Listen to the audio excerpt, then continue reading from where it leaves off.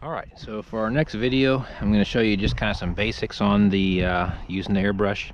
The first thing I'll show you is about mixing your paint. So now your paint itself, you can dilute it down and make it thinner and thicker, and those kinds of things affect how it winds up spraying.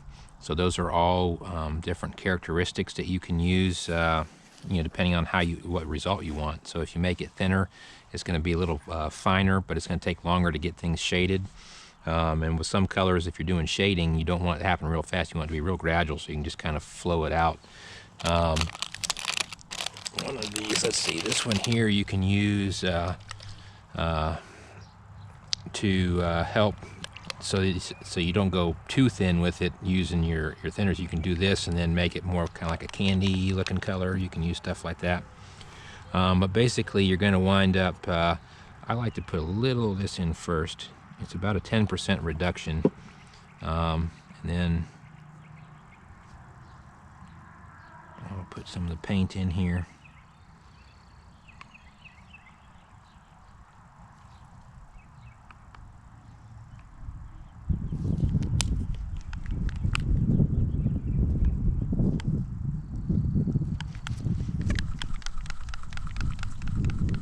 It seems a little thick. Not sure how long it's been sitting. I'm probably gonna go a little more than 10% on this, but you just have to play with it and get it the consistency that you want it to be. So we'll see here. Put the lid on and shake it a little bit.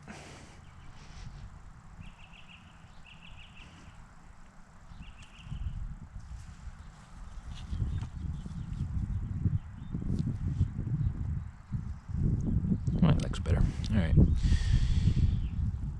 Like I said, generally 10% reduction. So just basically how it winds up working, what makes these a little bit tricky is the fact that this does two things. So it controls your air and it controls your paint. You also have air pressure control right here on your compressor.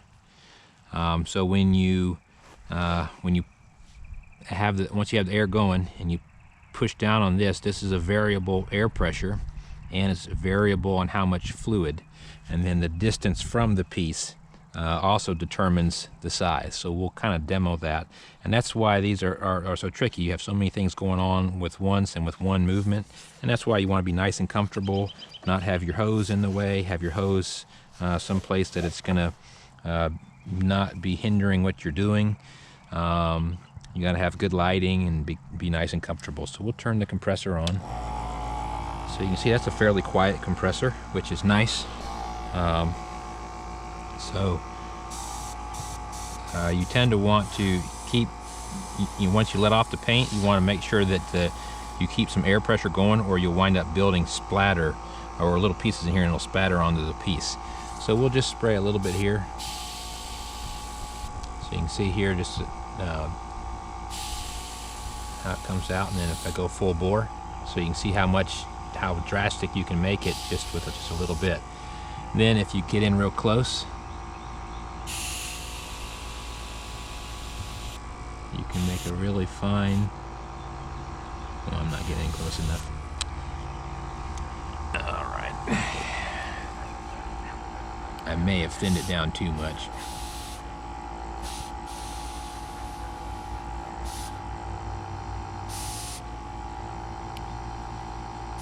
Demo's not going like I want it to.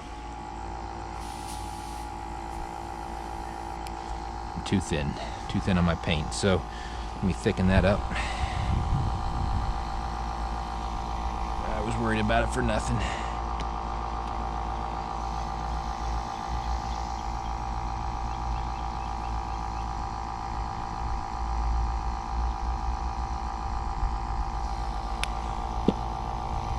May not be able to demonstrate how thin it can go. I may have to run this paint out of the gun and then show you. But anyways, the first thing you want to do is just kind of get used to using the airbrush, and just basically play around with it. Just work on swirling and shading and following a pattern.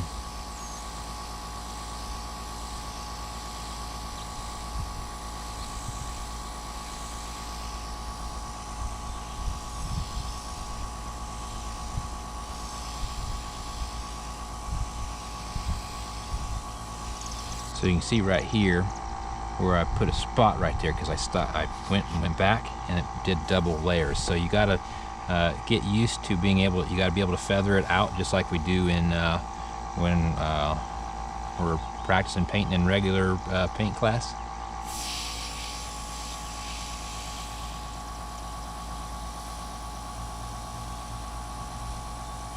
There we go. Getting a fairly fine line there now. Whoop. The finer you get, the harder it is to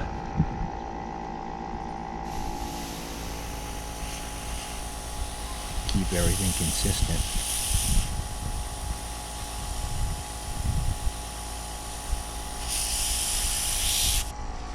But anyways, that kind of gives you an idea. You can get in there and keep everything pretty fine.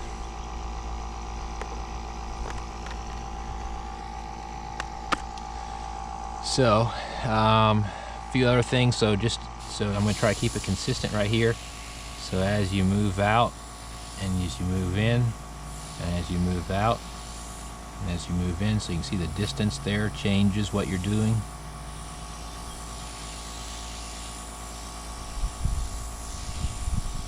So you want to kind of practice doing stuff like that. The other thing that's good to do is to put a actual pattern that you want to follow. So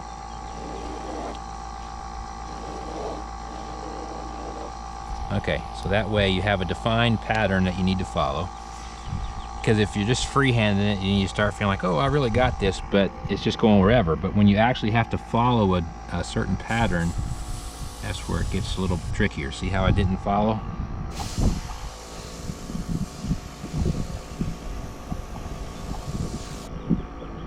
See again here, I didn't fade out right there.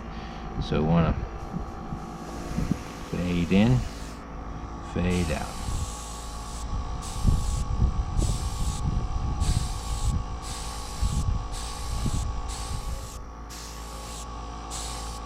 Oh, see, missed right there.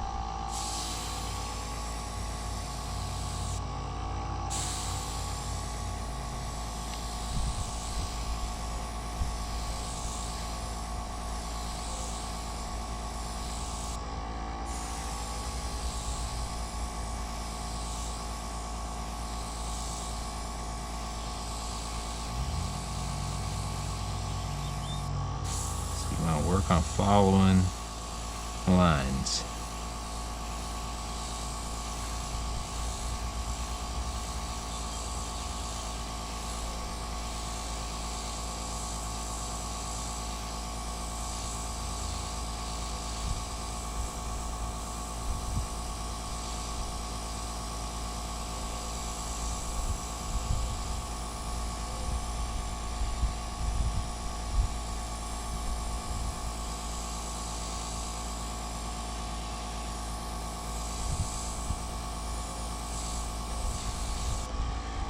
So anyway, that's what, if you're gonna get yourself an airbrush and practice, that's what you want to do, is just keep trying different things.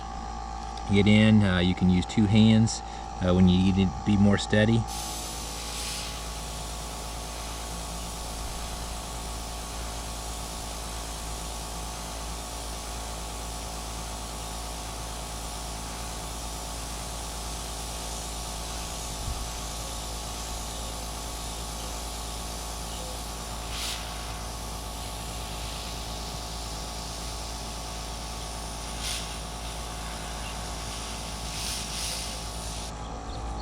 So if you were trying to put little details in,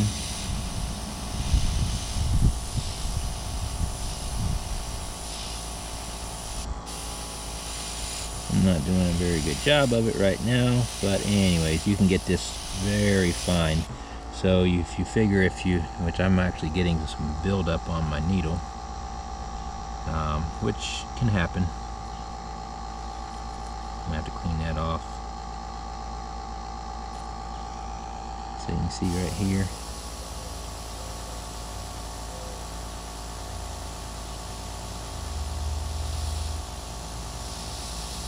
Too much paint. Too much paint. Let's see here.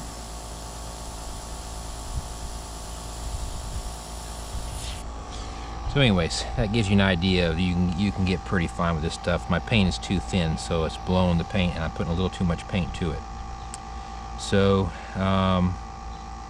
that's kind of your basics first. Again, when you push this down, it's giving you more air pressure, and you can vary it. So I can just doing it a little bit and then full bore.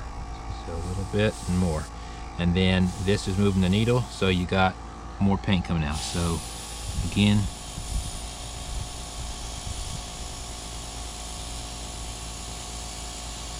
and then as you move further away, that also changes what's going on. So you can see there's a lot going on with just a little bit of movement there. So anyways, that's the end of this this first video, or actually I don't even know what video this is. Third video. It's the third video. So the next video I'll show you about using templates and doing some stuff like that, and how to do that. So I'll show you about cutting one and how to do those kinds of things, and go from there.